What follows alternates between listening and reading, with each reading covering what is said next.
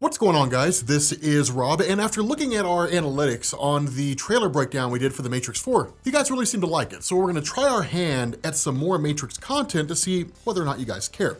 And so this video is basically gonna be a theory video, which I think is really cool, which is actually based on a really old theory from the Matrix films. So the first thing I want to specify here is this theory was not thought up by me, right? This theory was actually thought up by somebody else, and I want to make sure that credit is given adequately.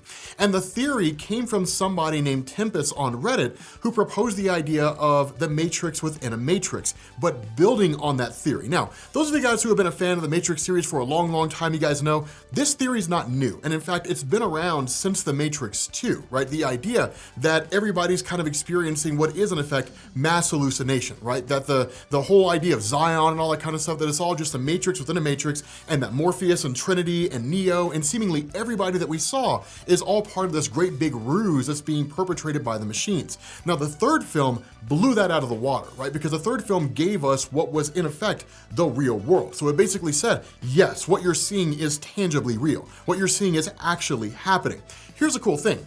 What if it's not, right? Now, for those of you guys who aren't really familiar with The Matrix, to give you guys a super stripped down explanation here, The Matrix is basically a film series based on the idea that a war broke out between man and machine won, and then humans were turned into basically an energy source, right?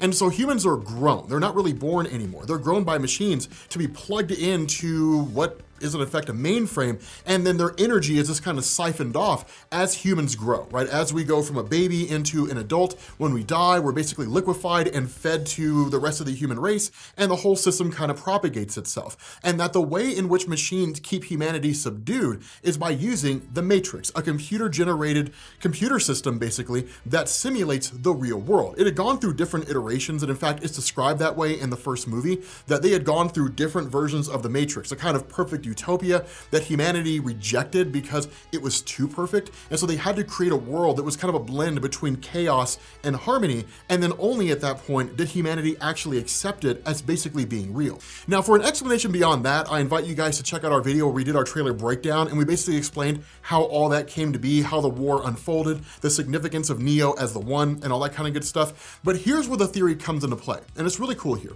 So as you guys know, in the Matrix series, Neo was just a guy, right, that ultimately ended up coming into contact with Morpheus due to a series of events, and that by way of those series of events, he was woken up to the real world, that machines had basically conquered the world, that humanity was subservient to the machines being used as an energy source, and because of his role as the One, he was destined to liberate humanity from the oppression of the machines. The side plot to all this was Agent Smith, who was basically a computer algorithm designed to ensure that people basically stay within their lane, so to speak, in the sense that if they wake up from the Matrix, they're basically removed, right? They're kind of dealt with, killed off, if that's what you want to call it. They're kind of like the police force, really, more than anything else.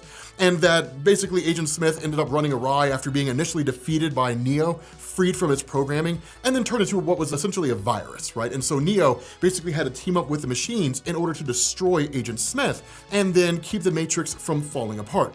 The cool thing about this theory is this. It put forward this idea that whenever a person starts to wake up from the Matrix, which is to say, they start to question their reality, that the Matrix basically initiates a kind of response to this, right? So if we use the example of Neo, that when the movie began to open up, that Neo was questioning his reality. He didn't quite know what he was questioning. He didn't understand how deep it all went, but he was looking things up, like, what is the Matrix? Who is Morpheus? Different things along those lines. And so ultimately he was set on a path, right? Follow the white rabbit, all that kind of stuff, and ended up coming into contact with Morpheus. At that point, he was presented with the blue or the red pill. The blue pill would allow him to basically go back to sleep, wake up, and forget everything that happened. The red pill would have him actually wake up into the real world, and the rest of the series unfolded the way that it did. The theory puts forward this idea that that's a test generated by the Matrix, that whenever a person begins to wake up from the reality or begins to question the reality that they're in, essentially believing that they're not in the real world, that the Matrix automatically sends them into a kind of test, right? And that everything that goes on there, the idea of Morpheus existing, Trinity, that kind of information out there is designed as almost kind of like a lure. Will somebody catch that, and will they dig further into it? The more they dig into it, the more they'll begin to question the nature of the Matrix. Now we know not everybody does that, and in fact, Morpheus told us whereas most people don't. That most people just kind of want to exist, right? They just want to stay within the Matrix because it's what they're the most comfortable with. And so in effect, this theory says that from the time that Neo took the red pill until the time he died, none of it actually happened. That instead, when he took the red pill, it was essentially the Matrix saying, okay, so this person basically doubts the existence of reality, but we can't have them wake up, right? We can't have them deviate away from being an energy source for us as the machines. So we're going to basically shunt them down into a second Matrix where everything that they see and everything they experience is believed to be real. So in effect, there is no Zion, there is no Morpheus, there is no Trinity, there's none of that stuff. Everything we saw from the time that Neo took the red pill all the way into the time that he died was a computer simulation, right? Was just a complete and total simulation.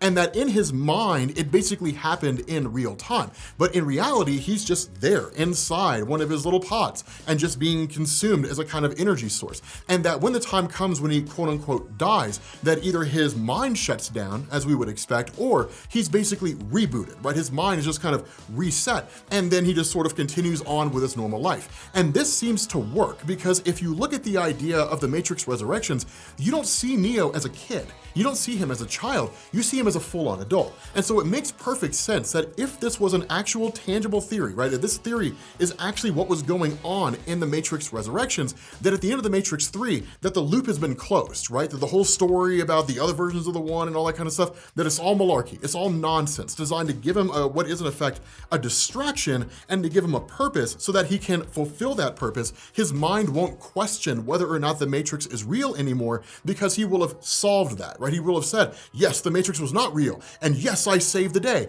and now I'm done, right? There's nothing for me to question anymore. I have completed my goal. I've completed my journey. Call it a day. He gets rebooted, gets reset, and just wakes up in the Matrix with essentially false memories, right? Believing he was a child, raised, and all that kind of stuff, right? I like that idea.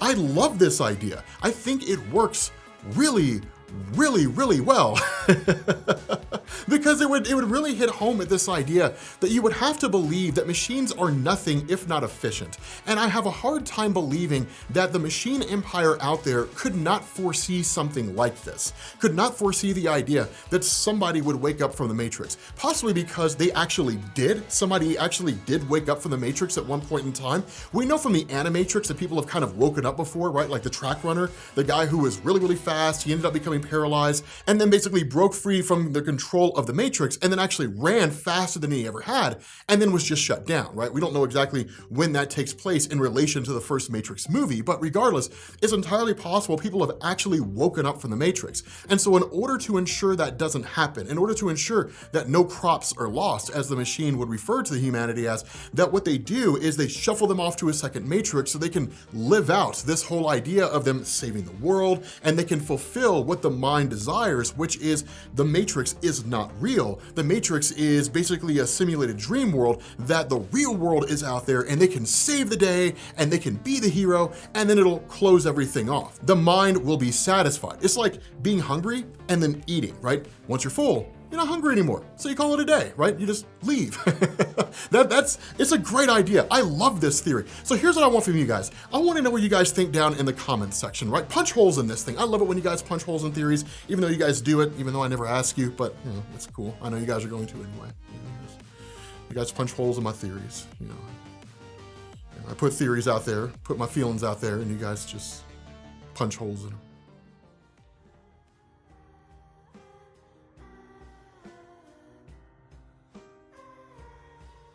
Sad moment. Anyway, let me know what you guys think down in the comments section. Thank you guys for watching, and I will catch you all later. Peace.